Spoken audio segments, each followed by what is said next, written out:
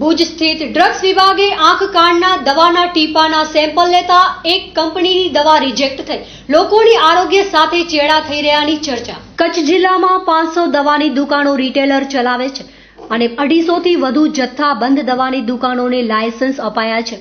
દર માસે 80 થી 90 મેડિકલ સ્ટોર કચ્છના ડ્રગ્સ વિભાગના 2 ઇન્સ્પેક્ટરો દવાની દુકાન ચેક કરે છે।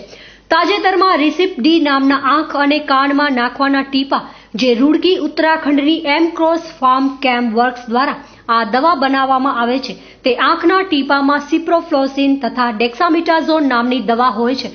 તેના સેમ્પલમાંથી ડેક્સામિટાઝોન નામની દવા જ ગાયબ જણાતા બેચ નંબર RCDI8 રિજેક્ટ થતા ડ્રગ વિભાગે કાયદેસર કાર્યવાહી કરવા માટે પ્રોસીજર કરી છે। સમગ્ર બાબતે assistant commissioner of drugs VB શાહે જણાવ્યું કે નિયમિત રીતે અમારે ત્યાંથી લગભગ દર મહિને 10 થી 14 સેમ્પલ લેવાતા હોય છે।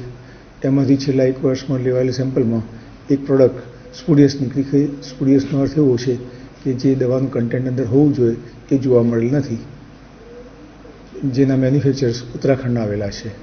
એ દવા છે આંખ અને કાનના ટીપા છે, જેનું નામ છે રિસિપ્ટ ડી આઈ ઇયર ડ્રોપ્સ કહેવામાં આવે છે, જેમાં સિપ્રોફ્લોક્સાસિલિન અને ડેક્સામિથાઝોન હોવા જોઈએ, જેમાં સિપ્રોફ્લોક્સાસિલિનની હાજરી અને પર્સન્ટેજ પૂરા બતાવતા હતા, જ્યારે ડેક્સામિથાઝોન 0 કન્ટેન્ટ આવેલું છે। આ બાબતે ડિપાર્ટમેન્ટે જે તે અધિકારીને ઉત્પાદક સુધીના તપાસ કરવા માટે સૂચના આપેલી હતી।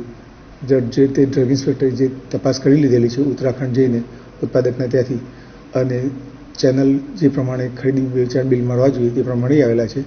ઉત્પાદકે સ્વીકારેલ છે કે આ પ્રોડક્ટ અમે બનાવેલી છે, જેથી હવે અમે આ બધા દસ્તાવેજો ગાંધીનગર કમિશનરશ્રીને મોકલી આપી, ત્યાંથી મંજૂરી કર્યા પછી નામદાર કોર્ટશ્રીમાં આગળની ટ્રાયલ માટે મોકલી આપીશું।